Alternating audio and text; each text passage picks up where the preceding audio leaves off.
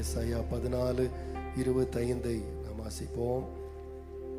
அசீரியனை என் தேசத்தில் முறித்து என் மலைகளின் மேல் அவனை மிதித்து போடுவேன். அப்பொழுது அவனுடைய நுகம் அவர்கள் மேலிருந்து விலகி அவனுடைய சுமை அவர்கள் தோளிலிருந்து நீங்கும். சுமை அவர்கள் தோளிலிருந்து நீங்கும். அநேகருடைய வாழ்க்கையில ஒருவேளை ஒரு சுமையை நீங்க சுமந்து கொண்டிருக்கலாம்.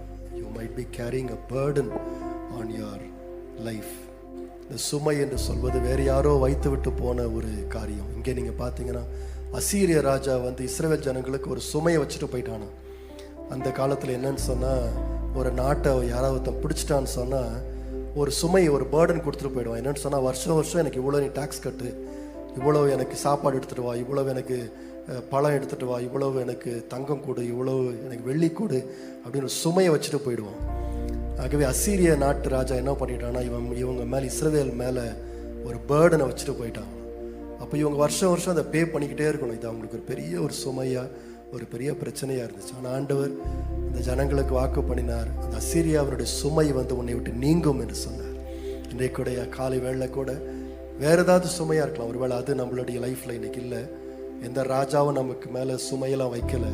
ஆனால் வேறு ஏதாவது ஒரு பேர்டன் என்று சொன்னால், மற்றவர்களுக்காக நம்ம என்ன பண்ணணும்னா சில காரியங்களை செய்ய வேண்டியதாக இருக்கின்றது. மற்றவர்களுடைய காரியங்கள் நம்முடைய கையில் இருக்கின்றது. அது என்ன செய்கிறது தெரியல. சில நேரத்தில் நம்முடைய வாழ்க்கையில் தொடர்ந்து நாம் ஏதாவது ஒன்று கொடுத்துட்டே இருக்க வேண்டிய நிலைமையில் அது ஒரு கஷ்டமான ஒரு காரியமாக இருக்கலாம், எந்த சுமையாக இருக்கலாம்.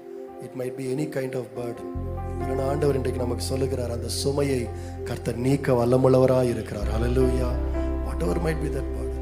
நம்முடைய லைஃப் ஆண்டவர் எப்படி இருக்க வைக்க விரும்புகிறார்னு சொன்னால், he wants to keep our life light. நம்முடைய வாழ்க்கையை சுகமாக இருக்கும்படி ஆண்டவர் விரும்புகிறார். ஆனால் வாழ்க்கையில் சில காரியம் நடக்குன்றது, it happens, things happen in life. சில காரியம் நடைபெறுகிறது. அது என்னன்னு சொன்னால், ஏதாவது ஒரு காரியம் தான் திடீரென்ற ஒரு சுமை வந்துடுது. இந்த மாதத்துலேருந்து இந்த நாள்லேருந்து இதை நம்ம செஞ்சுக்கிட்டே இருக்கணும் அப்படின்றது போல் வந்து விடுகின்றது. ஆனால் இன்றைக்கு விசுவாசிங்க, அது என்ன விதமான பாரமாக இருந்தாலும் தேவர் இதை நீக்கி ஒரு லகுவான வாழ்க்கையை நமக்கு தந்து அவரை விடுதலையோடு கர்த்தரை ஆராதிக்கும்படியாக கர்த்தர் நமக்கு உதவி செய்வார். ஹல்லேலூயா.